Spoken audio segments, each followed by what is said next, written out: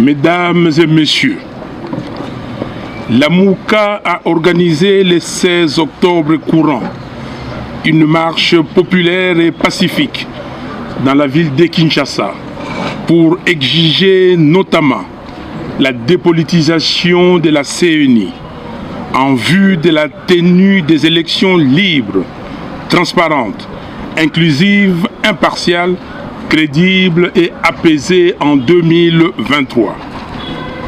L'adhésion massive de la population à cette revendication à travers une mobilisation sans précédent était en fait un référendum contre le pouvoir illégitime en place et surtout contre la procédure dolosive de désignation des membres de la CENI entreprise à l'Assemblée nationale sur fond de corruption, de débauchage, des menaces, d'intimidation, des chantages et de victimisation. Plutôt que d'entendre raison et suivre la voix du peuple, M. Mbosso a témérairement décidé de défier tout le peuple congolais en faisant entériner de manière cavalière et théâtrale une liste incomplète des membres de la CENI avec à sa tête M. Denis Kadima, un proche de M. Félix Tshisekedi. Ce forcing n'est pas différent des conditions de mise en place de la Cour constitutionnelle, et ce, pour servir l'ambition d'un homme qui veut, à tout prix, se maintenir au pouvoir, soit en poussant à l'organisation de mauvaises élections, soit en les retardant.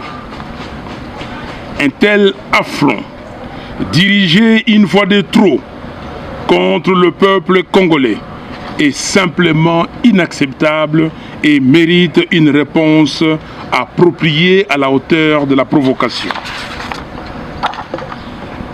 Ainsi, je lance solennellement un appel à toutes les forces politiques et sociales du pays, réellement acquises au changement, à la constitution d'un grand bloc patriotique contre la dictature fasciste qui se met en place dans la négation et le mépris total de la souveraineté du peuple congolais.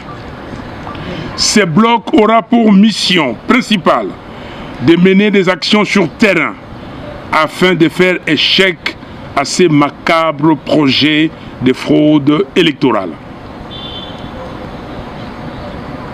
Chers compatriotes, je saisis cette occasion pour déplorer et condamner de la manière la plus ferme l'agression de nos militants le 16 octobre par les intolérants bien identifiés, laquelle agression a occasionné des blessés graves et malheureusement causé la mort hier 18 octobre de notre camarade et compagnon de lutte Davin Kalala, membre de l'ESID.